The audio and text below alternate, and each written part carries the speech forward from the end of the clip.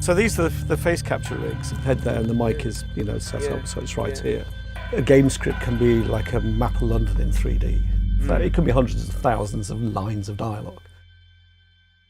Hi Simon, nice to meet you. So Mark Estdale is the founder of OMUK, and you deal in video game sound. Yes, exactly. Well, dialogue production. Video game dialogue. Yeah. So do you mind just showing us quickly around your studio and telling us a little bit about what you do? Oh, well, you're up here, and this is kind of the green room, but a few of the games we've worked on over there, and a few props, as you can see, the armoury and the submachine guns and other such stuff.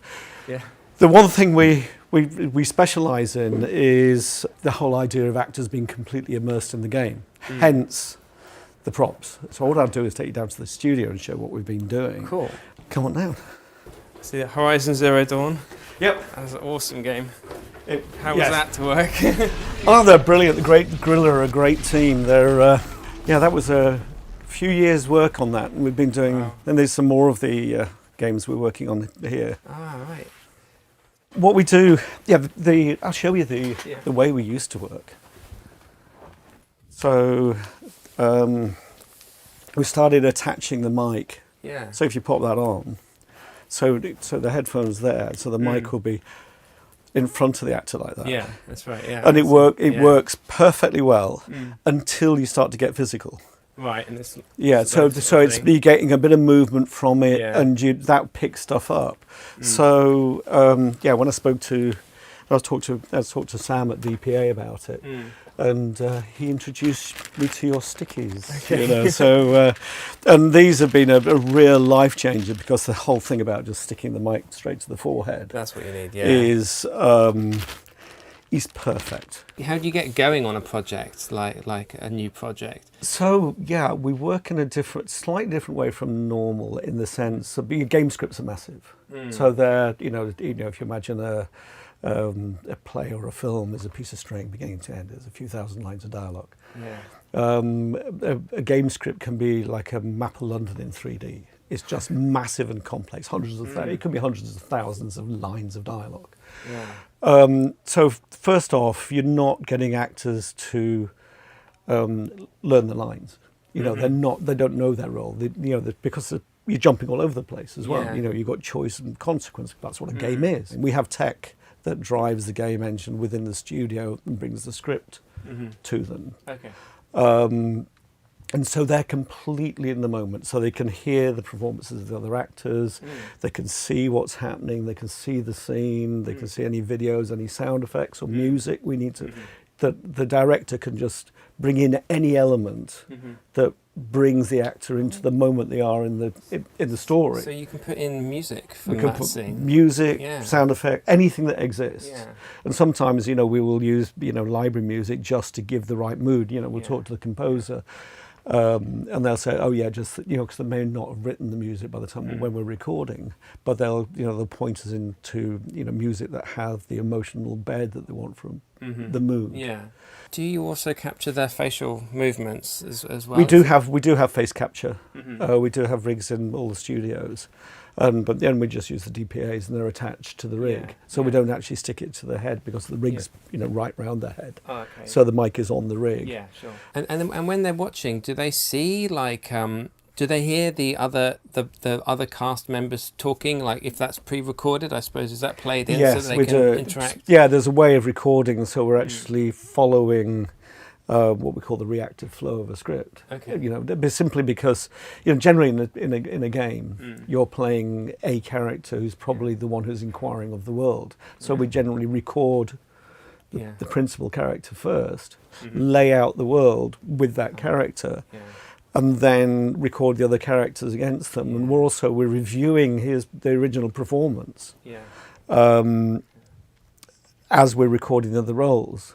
And then they come back later in. So we don't finish everything, one actor all the way through, wrap.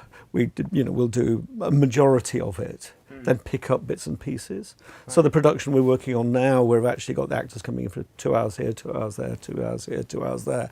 And so we can review what they've done in comparison to the performances. And if we want to go into a different nuance, we've got the opportunity to do that. So we're crafting it right at the point of creation in the context of the game. So it's never broken. So when it goes into sort of post and stuff, we don't we avoid pickups.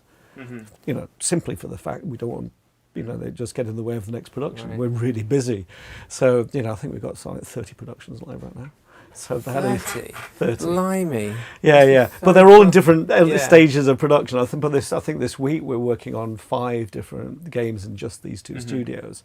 This is obviously an incredible area which is obviously still really growing as well. Can you give any advice to people watching this who might want to get into video game sound? Well, what would you say to them if they were sort of leaving uni? Maybe they've done a music degree, maybe they've done sound technology. Is there any advice you might give to someone starting out and wanting to do this kind of work?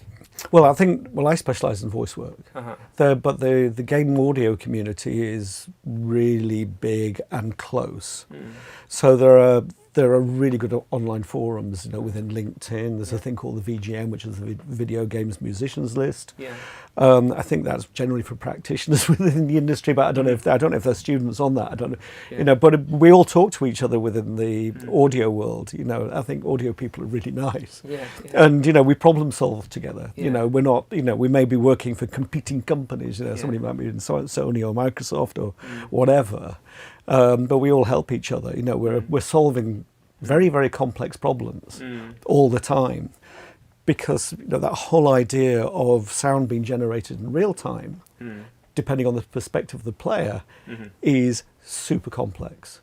And you have really fabulous middleware and all that kind of stuff. So it'd be, you know, I would advise, you know, anybody wanting to get into it is understand the game engines, understand the middleware, the things like Fmod and Wise,